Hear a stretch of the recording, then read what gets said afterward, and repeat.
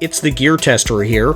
Welcome to my second range report on the M&P 1522. The 1522 is a proprietary AR-15 rifle chambered in .22 long rifle. It's lightweight, it's accurate, and it's very reliable.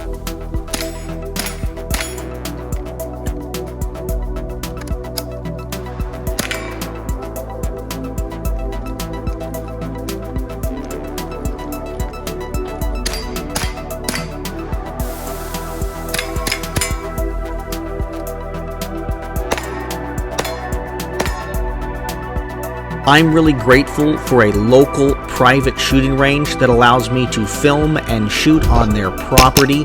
It's partnerships like this one that allow me to bring quality content to you, my valued viewers and subscribers.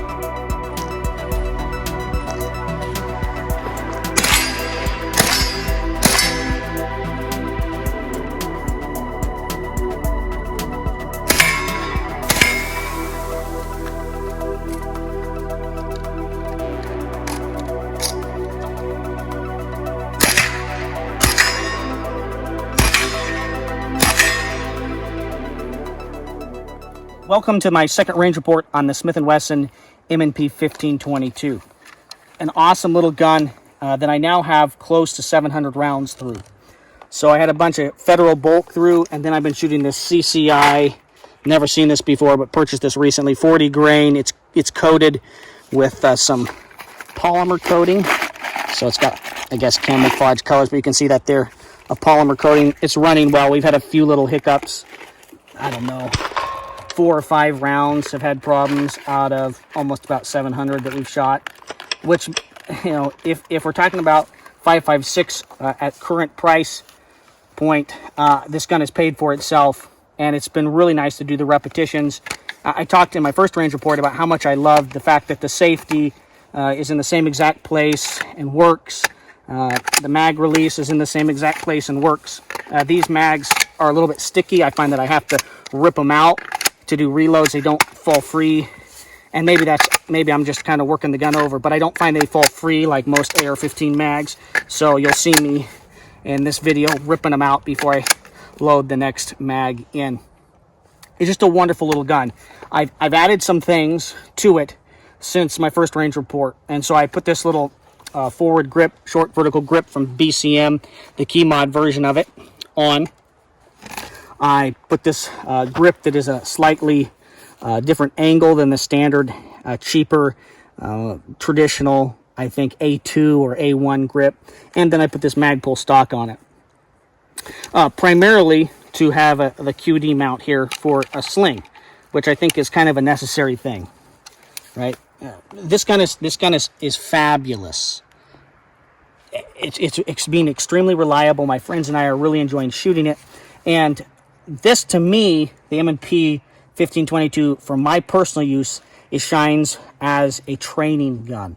I'm able to get repetition in here. I'm able to shoot with more affordable ammunition, the .22 long rifle, with all the same controls being exactly in the correct places and operating exactly the same. But I'm able to get reps in, and it's cheaper, okay, but it's also quieter. The place where I'm shooting right now, it's totally appropriate for us to shoot, but it's best to build good friendships with your neighbors if you're not continually rapid firing a bunch of centerfire 5.56. I purchased this 1522 from Smith & Wesson with the primary purpose of using it as a training rifle, getting repetitions, using it for myself, but also using it with lighter recoil and a less expensive cartridge to train other people to run an AR-15. So if we compare this 1522 here to my Daniel Defense, there are different components, for sure, but these are basically an analog of one another. So 0 to 50 yards, I'm doing everything with this gun that I could be doing with this, but at a much cheaper price point. And at 700 rounds in, even with the cost of the ammo, the base rifle has paid for itself.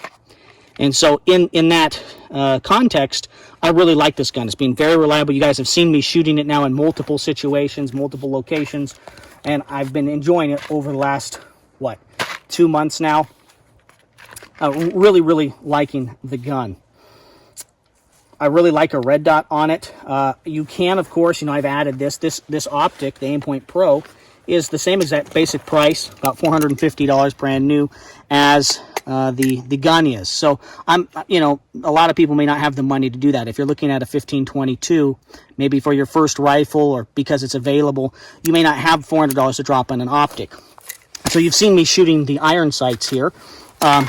Halfway through, I found it necessary to drop the peep, the mini peep here on the Magpul sights, and use the bigger peep sight because I was finding it difficult, okay, to find and acquire my front sight at the distances we were shooting. And it's, you know, we're here in the woods and it's in the shade, so I would run it more like this. Here, we'll flip it around so you can see that the aperture there, that's a much bigger aperture, okay, than this. So you may watch me as I'm running and shooting, I actually reached up and flipped that down, which I think if you're going to use the iron sights at the distance I'm shooting, the bigger peep is better.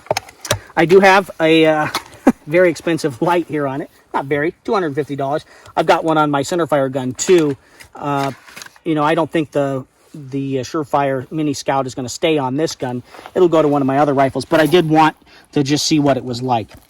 One thing that I wish Smith & Wesson was doing a little bit differently with the 1522 is I wish that the handguard here was just 2.5 inches, maybe 2 inches longer. You can see here that this is, okay, I'd say 2.5, 3 inches longer from where the handguard goes, and I would prefer that. I like being able to reach my hand out further, and I would prefer that if the handguard came out a little bit further. So that's one thing I would do differently. In my first range report, I talked about a couple other things that I would do differently.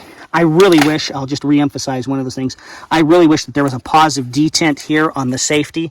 There is not, because those components are polymer. I did notice that in the firearms store that I purchased this gun from, they had another 1522, and it was positive. What I'd like is a click, like is here on my centerfire. Okay? See? I would prefer that that was that positive of a click. You've seen me using 2 different chest rigs to run mags out of. I filmed a couple different days for this second range report. And so this is a SOE gear, original SOE gear copper rig that generally runs shotgun shells inside here and then outside here, and you can pull them off and they dangle and flip new ones in. But it also can be run like this with these bungee retentions, and it makes for a very narrow, very comfortable to operate vehicles and move around in chest rig. And so this is the SOE gear cop rig in the magazine configuration without any shotgun shells here on the front. I've also chosen to use the chest rig that I currently have on, and this is the Spiritus Systems Mark IV. It's just basically big pouches that have the soft Velcro, okay, and you insert these loop little components in. So I've got 2 pistol mag components there, and then I've got this component, just a big Velcro component, and I'm surprised at how well it holds, okay, those. And then I have a plate carrier, okay, that's just a slick plate carrier, the First Spear slick, is it Slickster or slick plate carrier that I've had for a lot of years. Okay, I've had a couple of these, and I just have a pistol plate in it, front and back, but it integrates quite nicely with either one of these chest rigs. And I like the slick plate carrier because I can throw on whatever chest rig I would like to. You'll also notice that I'm running some patches here. Occam Defense Solutions, Tops Knives, and Excess Sights, which are sponsors, affiliates, and friends of the GearTester YouTube channel. And if you want to support the channel, if you like this content, please buy products from Occam Defense Solutions, from Tops Knives, and from Excess Sights. If you guys are interested in learning about the accuracy of this gun, as well as playing with different optics on it, please subscribe to the GearTester YouTube channel, because in Range Report 3, we'll talk about accuracy at 50 and 100 yards shooting 22 long rifle using this 3x9 on the Smith & Wesson 1522. Thank you very much for your views and your subscriptions. I'm really happy I spent my hard-earned money on the Smith & Wesson M&P 1522. I think it's an excellent little firearm.